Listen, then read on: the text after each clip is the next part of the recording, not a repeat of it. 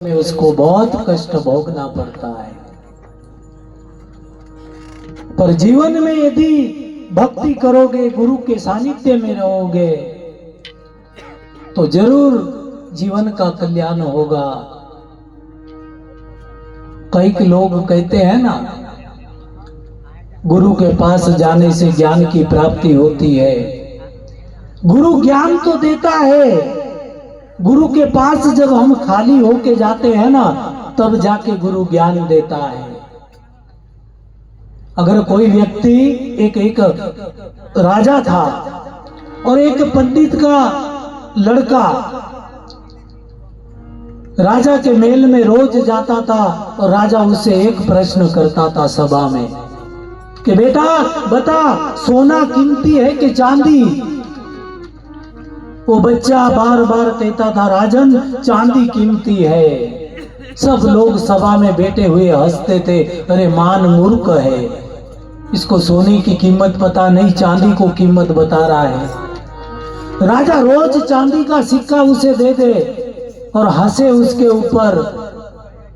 रोज रोज लड़का आता है, रोज राजा पूछता है, तो बार बार लड़का बताता है कि चांदी की कीमती है।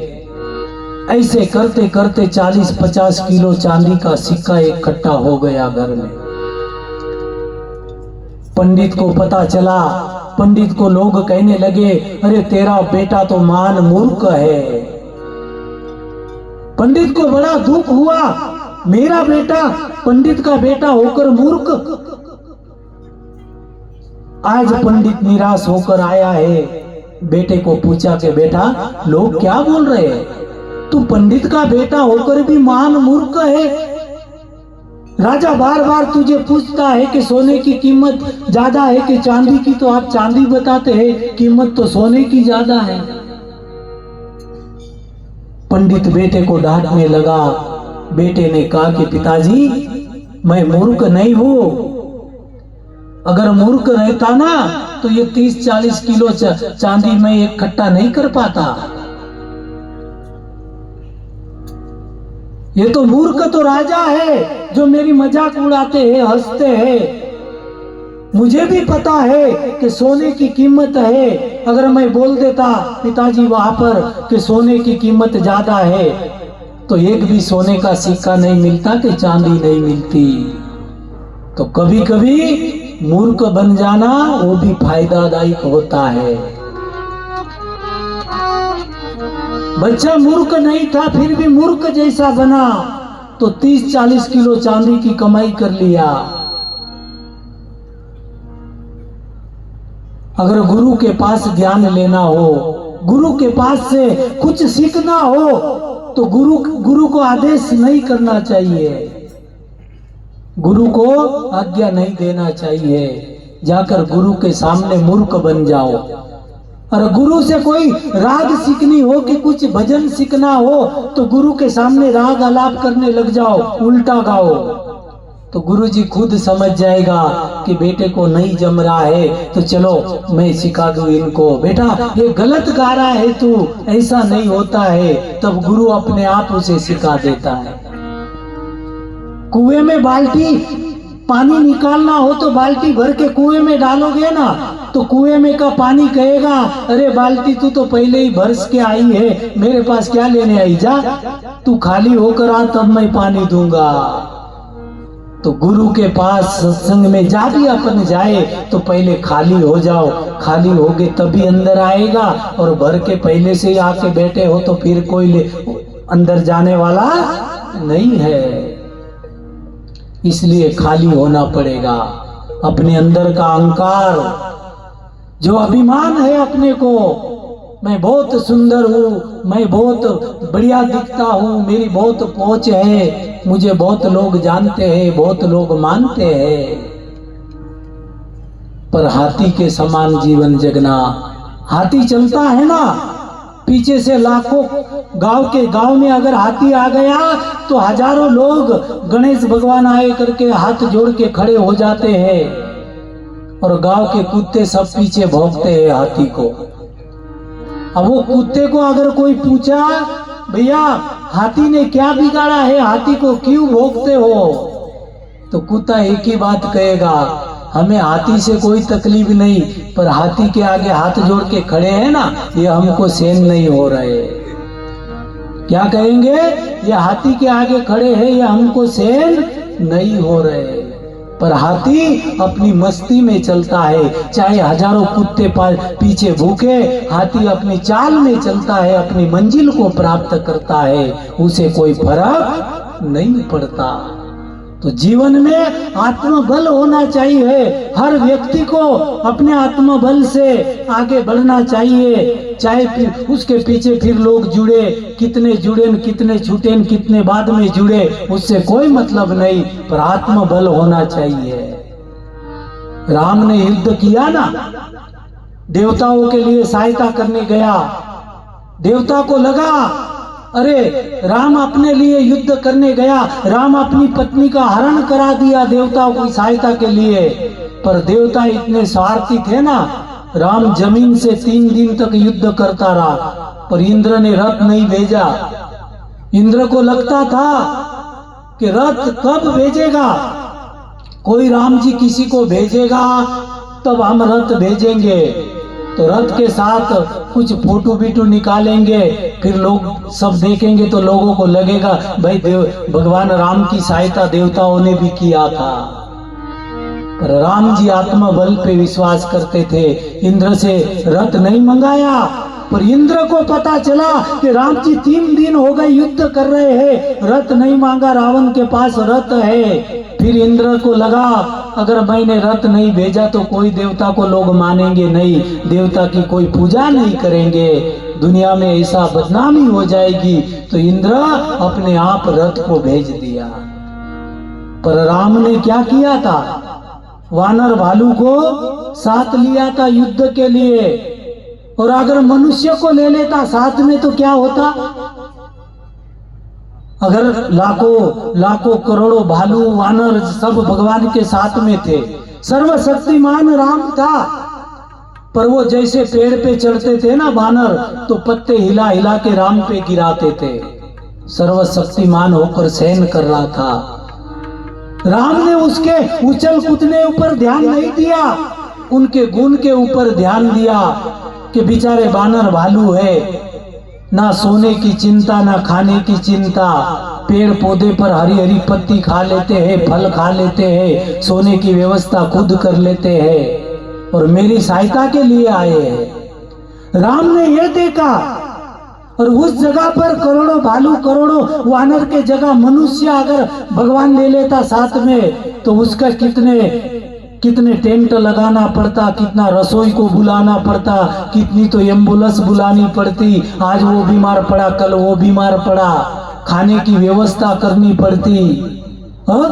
इतने लोगों की व्यवस्था करता करता रावण पहुंच नहीं पाता।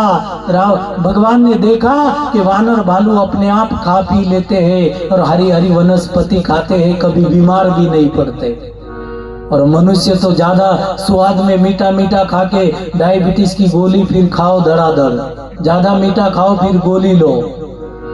डॉक्टर मना करता है भैया कम कर दो, मीठा कम कर दो, नहीं तो ज्यादा जियोगे नहीं। नहीं गोली खा लेते हैं ना, कम हो जाता है, शुगर कम हो जाता है। स्वाद के कारण शरीर की हानि होती है। जीवन में ध्यान रखो, सदगुरु की कृपा से, सदगुरु की दया से आज सूरदास बापू यदि गांव में ना चल के आते तो इतना समूह हमारी माताएं बहनों और भाई बेटे हैं, और कितने शिष्य बनाए, कितनों का जीवन बदला, कितनों को भक्ति के मार्ग में जोड़ दिया। संतों का काम ही यही होता है कि वो सत मार्ग बतावे।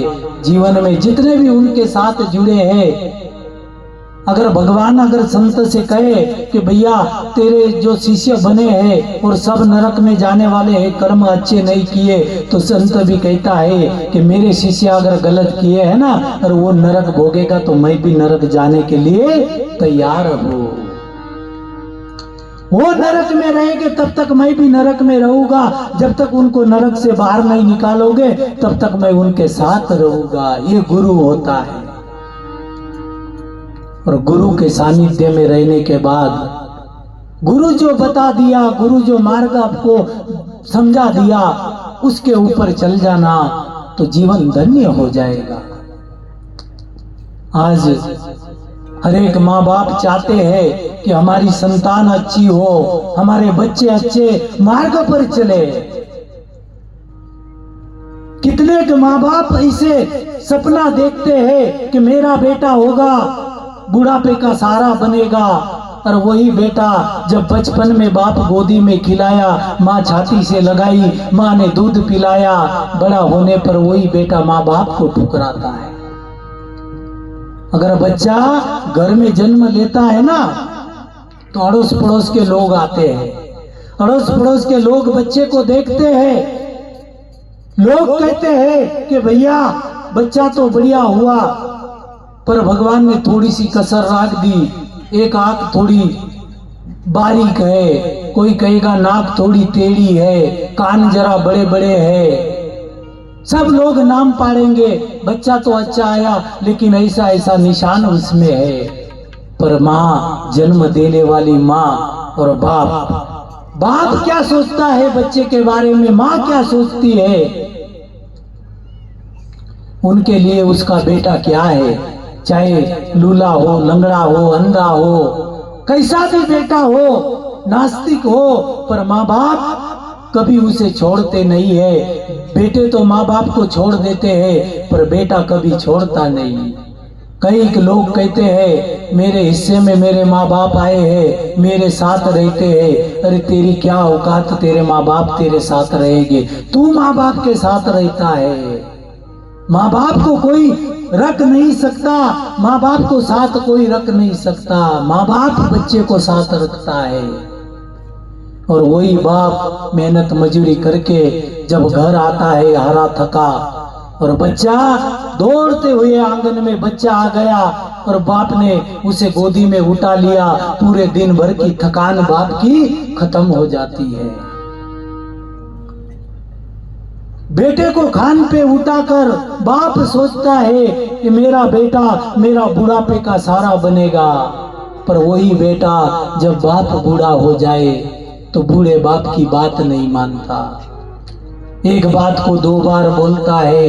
अरे तू बचपन में 10 बार एक बात को बोलता था तो बाप हर बार प्रश्न देता था, उत्तर देता था, पर आज बूढ़ा बाप एक बात को 2 बार बोल देना तो सब परेशान हो जाते हैं कि जीवन में हमने ऐसा माँ बाप को होता है। तो बाप क्या सोचता है बेटे के बारे में, माँ क्या सोचती है। तुझे सूरज कहूं या चंदा, तुझे दीप कहूं या तारा, वो मेरा नाम करेगा रोशन, जग में मेरा राज दुलारा, वो मेरा नाम करेगा रोशन, जग में मेरा राज दुलारा।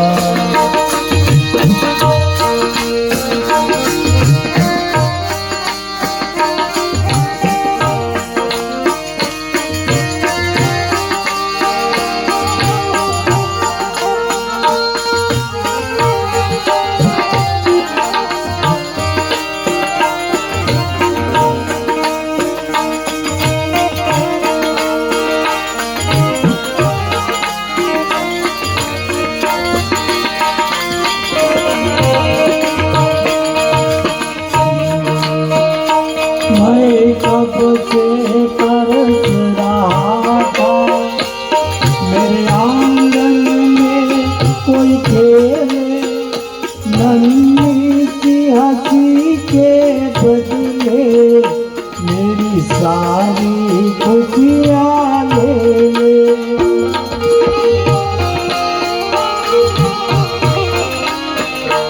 मैं कब से तरस रहा था, मेरे आंगन में कोई खेले, नन्ही सी हंसी के बदले मेरी सारी खुशियाँ ले ले।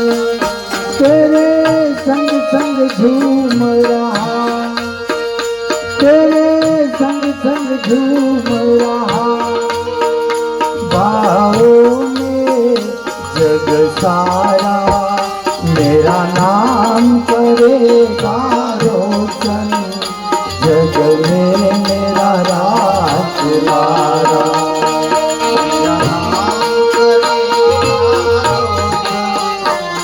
जग में मेरा राज दुलारा।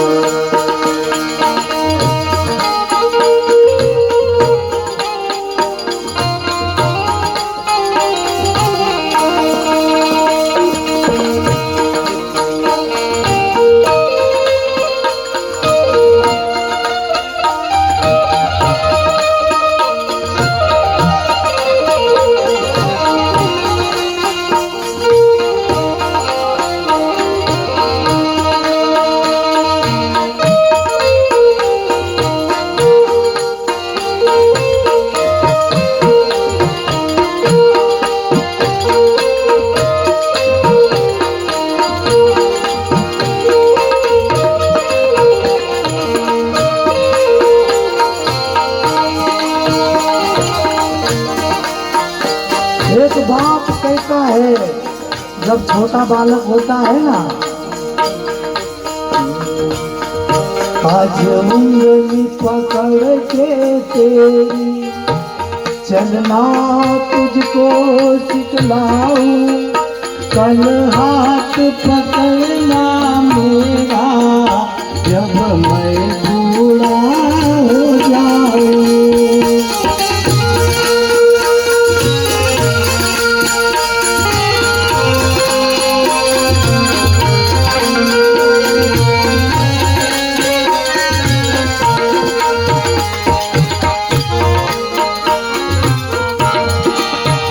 आज उंगली थाम के तेरी चलना तुझको सिखलाऊं, कल हाथ पकड़ना मेरा जब मैं बूढ़ा हो जाऊं।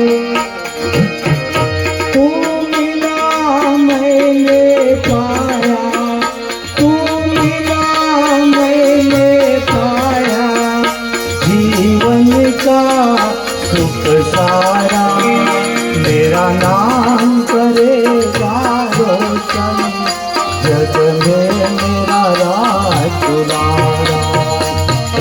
नाम करेगा रोशन, जग में मेरा राज दुलारा।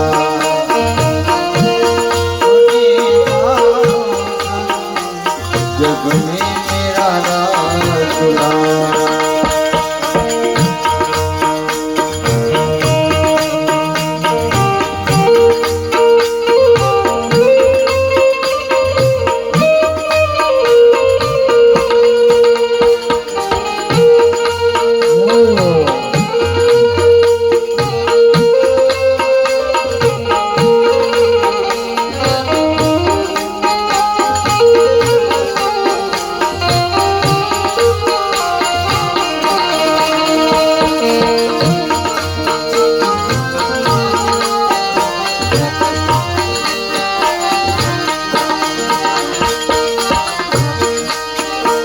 मेरे बाद भी इस दुनिया में मेरा नाम रहेगा जिंदा, जो भी तुझको देखेगा वो मेरा लाल कहेगा।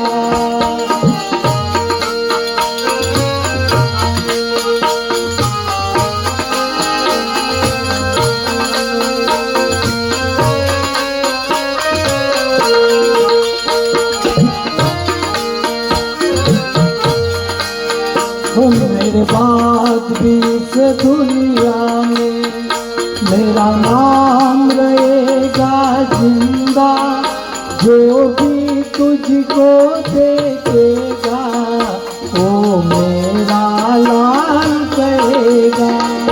तेरे रूप में मिल गया, तेरे रूप में मिल गया मुझको जन्म दोबारा, मेरा नाम करेगा रोशन, जग में मेरा राज दुलारा।